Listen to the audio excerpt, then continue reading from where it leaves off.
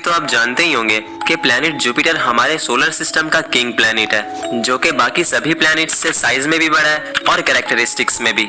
In fact अगर कोई हमारे सोलर सिस्टम को दूर से देखे तो उसको बस सन दिखेगा और जुपिटर दिखाई देगा।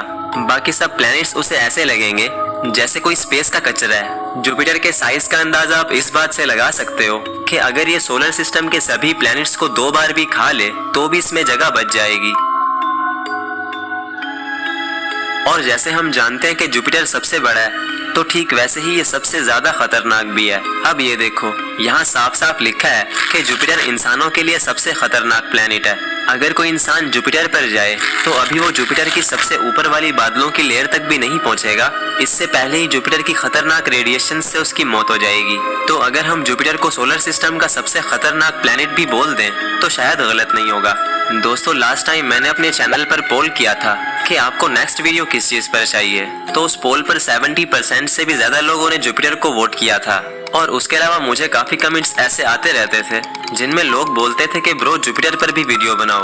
तो आप सबका वेट इस वीडियो में खत्म होता है, क्योंकि आज के इस वीडियो में हम सोलर सिस्टम के सबसे बड़े और सबसे खतरनाक प्लैनेट यानी प्लैनेट जुपिटर के बारे में डिटेल से डिस्कस करने वाले हैं। तो हमेशा की तरह ये वीडियो भी काफी ज्यादा इंटरेस्टिंग होगा, इसीलिए इसको एंड तक देखते रहना।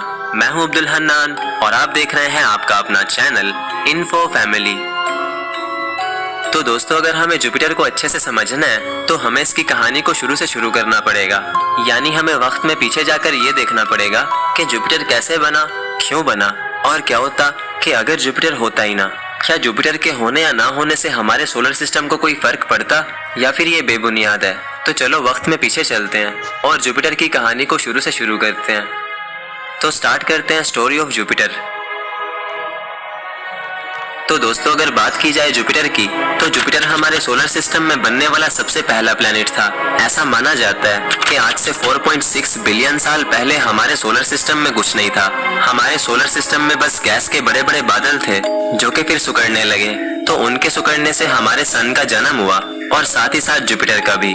और दोस्तों, ये तो आप जानते ही होंगे कि हमारा सन एक स्टार है। तो जब भी एक न्यू स्टार का जन्म होता है तो उसके गिर्द धूल की एक डिस्क बन जाती है, जिसे प्रोटोप्लैनेटरी डिस्क कहा जाता है। और इसके नाम से ही इसका मीनिंग दिख रहा है, प्रोटोप्लैनेटरी डिस्क, यानी ऐसी डिस्क जो प्लैनेट्स बनाती है।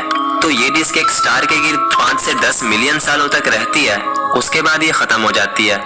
लेकिन जाने से पहले ये बहुत से प्लैनेट्स को बना जाती है जो कि फिर उस स्टार के गिर्द घूमने लगते हैं। और ऐसा ही कुछ हमारे सन के साथ भी हुआ। दोस्तों, जब हमारा सन पैदा हुआ तो उसके गिर्द भी धूल की एक डिस्क थी, जिसमें बहुत से मैटर्स बनने लगे और आपस में टकराने लगे। और इसी टकराव के चलते जुपिटर भी बनना शुरू हो गया। तो जुपिटर सबसे पहले बना और यही वजह है कि जुपिटर सबसे बड़ा है, क्योंकि दोस्तों सभी प्लैनेट्स उसी धूल से बने हैं जिससे जुपिटर बना। और इसीलिए जुपिटर सबसे बड़ा प्लैनेट है, क्योंकि जो प्लैनेट सबसे पहले बनेगा वो सबसे ज्यादा धूल को अपने अंदर खींच पाएगा। और जो प्लैनेट सबसे ज्यादा धूल खींचेगा तो डेफिनेटली वो सबसे बड़ा प्लैनेट होगा। और मजे की बात यह है कि जुपिटर उन्हीं एलिमेंट्स से बना है जिन एलिमेंट्स से एक स्टार बनता है, और वो एलिमेंट्स हैं हाइड्रोजन और हीलियम। इनफैक्ट हमारा सन भी हाइड्रोजन और हीलियम से बना है। तो जुपिटर बस साइज में छोटा रह गया, वरना ये भी एक स्टार होता। और इसीलिए जुपिटर को एक फेल्ड स्टार भी कहा जाता है, यानी एक ऐसा सितारा जो बनते बनते रह गया। तो ये तो होगी जुपिटर के बनने की स्टोरी। अब स्टोरी को थोड़ा आगे बढ़ाते हैं और चलते हैं उस वक्त जब जुपिटर को इंसानों ने देखा। तो चलते हैं प्लैनेट जुपिटर की डिस्कवरी की तरफ। दोस्तों, वैसे तो जुपिटर को भी एंशिएंट टाइम से ही डिस्कवर किया जा चुका था, क्योंकि जुपिटर उन 5 प्लैनेट्स में से है जो कि बिना किसी टेलीस्कोप के दिखाई देते हैं। जी हाँ दोस्तों, क्योंकि मरकरी, वीनस, मार्स, जुपिटर और सैटर्न ये 5 ऐसे प्लैनेट्स हैं जिनको हम बिना किसी टेलीस्कोप के भी आसमान में देख सकते हैं। ये प्लैनेट्स हमें एक बड़े से स्टार की तरह नजर आते हैं। और यही वजह थी कि एंशिएंट टाइम के लोगों ने पहले से इन 5 प्लैनेट्स को देख लिया था और उन्हें यही लगता था कि सोलर सिस्टम में सिर्फ 5 प्लैनेट्स हैं। और ये बात मैं पहले भी अपनी वीडियोस में बता चुका हूँ। खैर, जुपिटर भी एक प्लैनेट है, ये बात लोग पहले से ही जानते थे, लेकिन कुछ बातें लोगों को अभी भी मालूम नहीं थी। दोस्तों, जुपिटर को देखने वाला सबसे पहला इंसान गैलीलियो था। गैलीलियो ने 1610 में एक छोटी सी टेलीस्कोप से जुपिटर को देखा और साथ ही साथ उसने जुपिटर के 4 बड़े मून्स भी देखे। तो गैलीलियो ये सब देखकर बहुत हैरान हुआ, क्योंकि उसको पहली बार ये पता चला कि अर्थ के अलावा किसी और प्लैनेट के पास भी मून हो सकते हैं, और एक नहीं बल्कि बहुत सारे भी हो सकते हैं। गैलीलियो ने जुपिटर के जिन 4 मून्स को देखा वो 4 मून्स थे गैनीमीड, आयो, यूरोपा और कैलिस्टो। और ये चारों मून्स जुपिटर के सबसे बड़े मून्स हैं। तो अब हमने जुपिटर की स्टोरी भी देख ली, इसकी डिस्कवरी भी देख ली। तो अब जो सवाल बचता है वो ये है कि जुपिटर क्यों जरूरी है। क्या जुपिटर के होने या ना होने से कोई फर्क पड़ता है? दोस्तों, अगर जुपिटर ना होता तो अर्थ पर आज कोई लाइफ ना होती। वो इसलिए दोस्तों क्योंकि जुपिटर अर्थ के लिए एक शील्ड की तरह काम करता है। अर्थ पर जो एस्ट्रॉइड्स गिरने वाले होते हैं तो जुपिटर उनको अपनी हाई ग्रेविटी की वजह से या तो दूर फेंक देता है या फिर उनको अपनी तरफ खींच लेता है, जिससे अर्थ पर आज लाइफ बनी हुई है। अगर जुपिटर ना होता तो अर्थ और उसके पास के 3 प्लैनेट्स पर आज एस्ट्रॉइड्स की बारिश हो रही होती।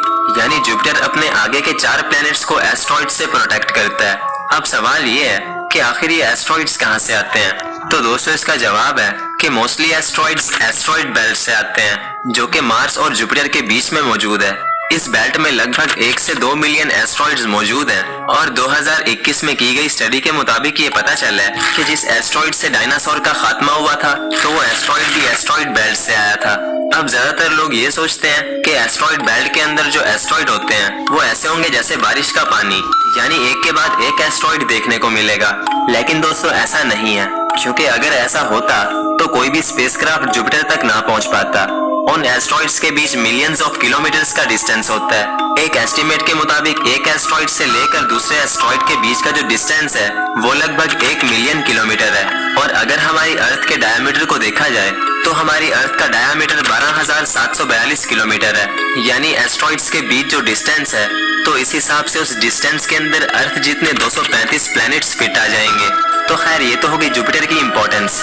अब चलते हैं जुपिटर की कैरेक्टरिस्टिक्स की तरफ। तो दोस्तों अगर बात करें जुपिटर की तो जुपिटर हमारे सोलर सिस्टम का 5th यानी 5वें नंबर वाला प्लेनेट है, जो कि सूरज से 5.2 एस्ट्रोनॉमिकल यूनिट्स दूर है।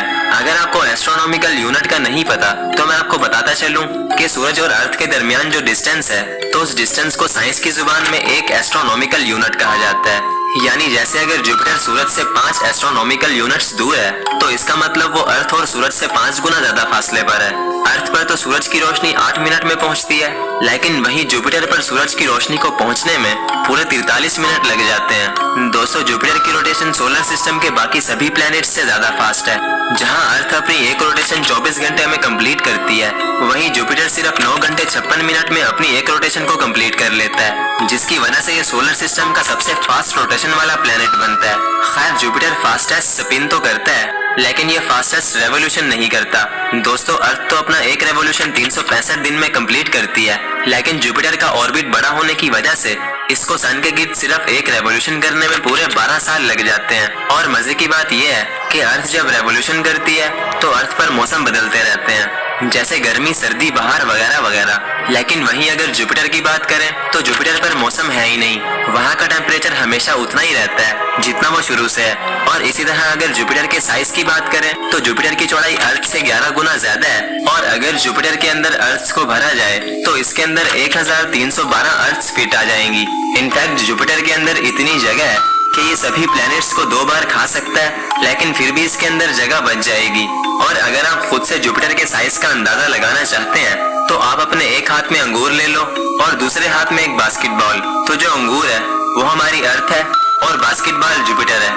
वह जुपिटर हमारे सोलर सिस्टम का सबसे बड़ा प्लेनेट है और इससे जुड़ी हर चीज सोलर सिस्टम की सबसे बड़ी चीज है। जैसे जुपिटर के पास सबसे बड़ी मैग्नेटिक फील्ड है, जुपिटर के चांद सोलर सिस्टम के सबसे बड़े चांद हैं और सोलर सिस्टम के सबसे बड़े तूफान भी जुपिटर पर आते हैं। यानी जुपिटर का किसी भी छोटी चीज से लेना देना नहीं है, इसकी हर चीज ही बड़ी है। और यही वजह है कि जुपिटर का नाम रोमन गॉड्स के किंग के नाम पर रखा गया था, जो कि बाकी सभी देवताओं का राजा था और उनमें सबसे बड़ा था। तो जैसे मैंने बोला कि जुपिटर से जुड़ी हर चीज ही बड़ी है, जैसे कि इसकी मैग्नेटिक फील्ड। तो अगर इसकी मैग्नेटिक फील्ड की बात करें तो इसकी मैग्नेटिक फील्ड इतनी बड़ी है कि उसका साइज अर्थ की मैग्नेटिक फील्ड से भी पूरे 20,000 गुना ज्यादा है, जो कि साइज में पूरे के पूरे सूरज से भी बड़ी है।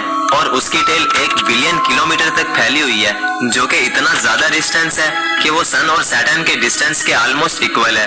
तो साइंटिस्ट कहते हैं क्योंकि अगर जुपिटर की मैग्नेटिक फील्ड को देखा जा सकता तो ये हमें आसमान में हमारे चांद के जितनी नजर आती।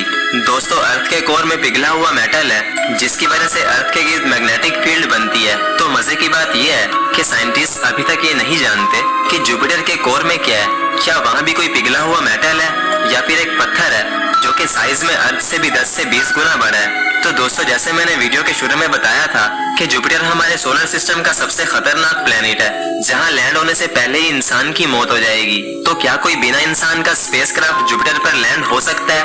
तो इसका जवाब है नहीं। दोस्तों, जुपिटर एक गैस जायंट है जहां ग्राउंड है ही नहीं बल्कि सिर्फ गैसेज हैं। और आपकी जानकारी के लिए मैं बताता चलूं कि हमारे सोलर सिस्टम में 4 टेरेस्ट्रियल प्लैनेट्स हैं और 4 गैस प्लैनेट्स हैं। टेरेस्ट्रियल प्लैनेट्स ऐसे प्लैनेट्स को कहा जाता है जहां लैंड होने के लिए एक प्रॉपर सरफेस होती है। यानी इस हिसाब से हमारे सोलर सिस्टम के पहले 4 प्लैनेट्स यानी मरकरी, वीनस, अर्थ और मार्स टेरेस्ट्रियल प्लैनेट्स हैं, या फिर सिंपली आप इनको रॉक प्लैनेट्स भी बोल सकते हो। और अगर बात करें गैस प्लैनेट्स की, तो गैस प्लैनेट्स ऐसे प्लैनेट्स को कहा जाता है जहां लैंड होने के लिए कोई भी प्रॉपर सरफेस नहीं होती बल्कि वो प्लैनेट्स या तो गैसेस से बने होते हैं या फिर वो बर्फ और पानी से बने होते हैं। यानी इस हिसाब से हमारे सोलर सिस्टम के आखिरी 4 प्लैनेट्स यानी जुपिटर, सैटर्न, यूरेनस और नेपच्यून गैस प्लैनेट्स हैं। बट यूरेनस और नेपच्यून को अब आइस प्लैनेट्स भी कहा जाता है क्योंकि ये प्लैनेट्स मोस्टली बर्फ से बने हैं। तो खैर, जुपिटर पर वापस आते हैं। दोस्तों, जैसे जुपिटर एक गैस जायंट है तो वहाँ कोई भी प्रॉपर सरफेस नहीं है बल्कि सिर्फ और सिर्फ गैसेस हैं, जिन गैसेस का प्रेशर इतना ज्यादा है कि अगर कोई स्पेसक्राफ्ट जुपिटर के अंदर लैंड होता है तो वो जुपिटर के अंदर गिरता ही चला जाएगा। लेकिन इससे पहले वो जुपिटर के कोर तक पहुंच पाए तो या तो वो उन गैसेस के प्रेशर से फट जाएगा या फिर वो उनके एक्सट्रीमली हॉट टेम्परेचर की वजह से भाप बनकर इवेपोरेट हो जाएगा। और ऐसा एक बार हो भी चुका है। दोस्तों, वैसे तो जुपिटर पर अब तक 9 स्पेसक्राफ्ट्स भेजे जा चुके हैं, लेकिन जो स्पेसक्राफ्ट जुपिटर के अंदर गया वो था गैलीलियो।